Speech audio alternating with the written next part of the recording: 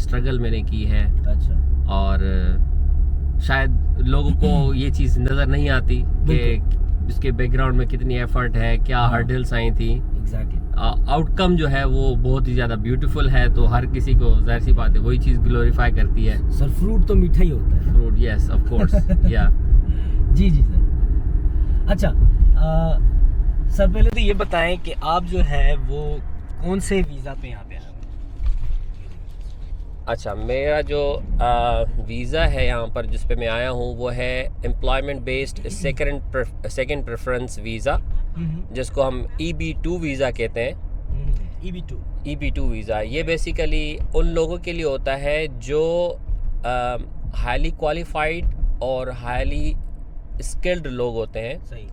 और उनका जो काम है या उनका जो प्रोफेशन है या जो उनका प्रोफाइल है वो यूनाइटेड स्टेट्स के लिए बहुत ही ज़्यादा यूज़फुल हो। फॉर एग्ज़ाम्पल मैं अपनी आपको बताता हूँ कि being a teacher, being a researcher in mathematics, और मेरी टीचिंग एबिलिटीज़ और मेरी रिसर्च कैपेबिलिटीज़, मैं इस कंट्री को सर्व कर सकता हूँ। इस कंट्री को मुझे ट्रेन करने के लिए कोई पैसे लगाने की ज़रूरत नहीं है। So I am useful for them.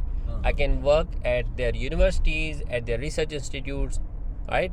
So इसी बेसिस पे मुझे ये वीज़ा मिला है, जो कि बहुत ही ज़्यादा समझ लें कि जो बाकी जो वीज़ाज़ हैं उनके कंपैरिजन में ये काफ़ी एक हाई टैलेंट वीज़ा है।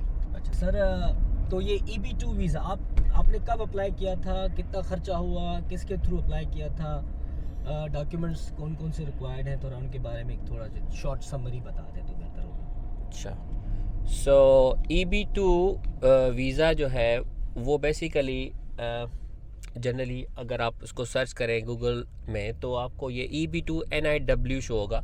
EB2 NIW बेसिकली स्टैंड करता है for employment based second preference visa under national interest waiver programme. ये क्या है बेसिकली, जब आप EB2 वीज़ा अप्लाई करते हैं, ये EB2 एम्प्लॉयमेंट बेस्ड वीज़ा जो है इसकी टोटल 5 कैटेगरीज़ हैं जिसको हम लिस्ट करते हैं EB1, 2, 3, 4, 5। और EB1 जो है वो हाईएस्ट टैलेंट वीज़ा है। जैसे साइंटिस्ट होते हैं जिन्होंने कोई डिस्कवरीज़ की होती हैं या उन्होंने सोसाइटी में कोई एक्स्ट्रा ऑर्डिनरी जो है वो अचीवमेंट्स हासिल की होती हैं, उनके लिए EB1 होता है। अच्छा। और इन कंपैरिजन अगर आप EB5 देखें तो वो स्किल्ड जो या अनस्किल्ड जो कैटेगरी होती है, वर्क फोर्स होती है, वो अप्लाई कर सकते हैं। प्लम्बर्स हो गए, दूसरी चीज़ें हो गई। तो मैंने जो अप्लाई किया था वो EB2 NIW है। EB2 NIW जो है वो 2 स्टेप प्रोसेस है। EB2 अप्लाई करने के लिए आपको क्वालिफ़िकेशन चाहिए, ठीक है, आपको एक्सपीरियंस चाहिए, आपको सारे जो क्रेडेंशियल्स है आपके एकेडमिक वो आपको चाहिए। उसके अलावा जो मोस्ट इम्पॉर्टेंट डॉक्यूमेंट है वो है वर्क ऑथराइजेशन या फिर स्पॉन्सरशिप जिसे कहते हैं। अगर तो आप यहाँ पर अप्लाई करें यूनाइटेड स्टेट्स में, और यूनाइटेड स्टेट्स में कोई भी इंस्टीट्यूशन आपको स्पॉन्सर करने के लिए तैयार है और वो आपको वर्क ऑथराइजेशन आपके लिए अप्लाई करना चाहते हैं, अप्लाई कर रहे हैं और आपको मिल जाता है, तो फिर आप डायरेक्टली EB2 वीज़ा अप्लाई कर सकते हैं। अच्छा। ठीक है। और इस सिचुएशन में आपको उस इदारे के साथ बाउंड रहना पड़ेगा, आपको उन्हीं के साथ काम करना पड़ेगा क्योंकि उन्होंने EB2 वीज़ा आपके लिए अरेंज किया है और आप बाउंड हैं कि आप उनके साथ जो है वो काम करें। मैंने जो किया था, जिसे हम in other terms, lemon terms जो है आप आज़ाद वीज़ा कह सकते हैं, EB2 NIW।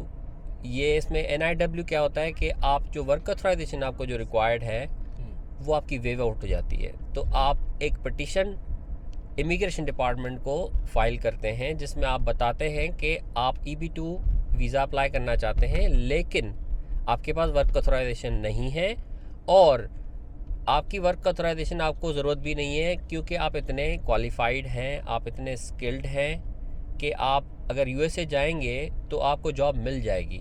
तो उसके लिए आप एक पिटीशन फाइल करते हैं। उस पिटीशन में आप बताते हैं कि कहाँ कहाँ पर आपके लेवल की जॉब्स मौजूद हैं और कितना आसान है आपके लिए वो जॉब्स ग्रैब करना, और आपका जो काम है वो US के लिए कितना ज़्यादा इम्पोर्टेंट है।